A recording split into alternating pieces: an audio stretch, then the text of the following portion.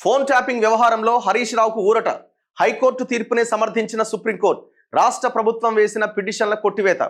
గతంలో కూడా హరీష్ రావు మీద, రాధాకిషన్ రావు మీద చక్రధర్ గౌడ్ కేసు పెట్టిండు. హైకోర్టులో ఆ కేసుకు సంబంధించిన పిటిషన్ వేస్తే కోర్టు కొట్టేసింది. మళ్ళీ ఇప్పుడు సుప్రీంకోర్టుకి వెళ్ళింది రాష్ట్ర ప్రభుత్వం, అక్కడ కూడా మరి కొట్టేసింది. మరి ఇప్పుడు మరి చక్రధర్ గౌడ్ ఫోన్లు మరి ఎవరు ట్యాప్ చేసినట్టు?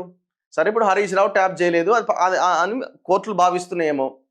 మరి ఎవరు ట్యాప్ చేశారు ఆయన ఫోన్లు? ట్యాప్ చేసినట్టుగా టెక్నికల్ ఎవిడెన్స్ కూడా ఉంది కదా.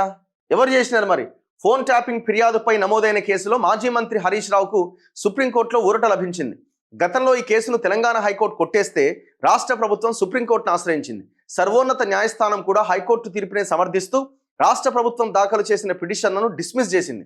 సిద్దిపేటలో రాజకీయ ప్రత్యర్థిగా ఉన్నానన్న కక్షతో తన ఫోన్ ట్యాప్ చేయించారని ఆరోపిస్తూ హరీష్ రావు, పోలీస్ అధికారి రాధాకిషన్ రావులపైన చక్రధర్ గౌడ్ 2024 డిసెంబర్ 1న ఇచ్చిన ఫిర్యాదు ఆధారంగా పంజాగుట్ట పోలీస్ స్టేషన్లో కేసు నమోదైంది. దీన్ని కొట్టేస్తూ తెలంగాణ హైకోర్టు 2025 మార్చి 20న తీర్పిచ్చింది.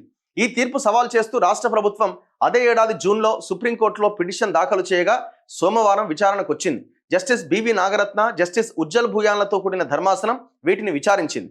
హైకోర్టు ఇచ్చిన తీర్పులను సవాల్ చేస్తూ చక్రధర్ గౌడ్ 2025 ఏప్రిల్ 11న దాఖలు చేసిన ఎస్ఎల్పి అంటే స్పెషల్ లీవ్ పిటిషన్ని అదే నెల 28న సుప్రీంకోర్టు కొట్టేసిన నేపథ్యంలో అదే అంశంపై రాష్ట్ర ప్రభుత్వం వేసిన ప్రస్తుత పిటిషన్లు కూడా కొట్టేస్తున్నట్లు జస్టిస్ బివి నాగరత్న జారీ చేసిన ఉత్తర్వుల్లో పేర్కొన్నారు. న్యాయ నిర్ణయాల్లో ఏకరూపత, క్రమశిక్షణను దృష్టిలో ఉంచుకొని రాష్ట్ర ప్రభుత్వం దాఖలు చేసిన ఎస్ఎల్పీలలో జోక్యం చేసుకోదలుచుకోలేదని, అందువల్లే వాటిని డిస్మిస్ చేస్తున్నట్టు స్పష్టం చేశారు.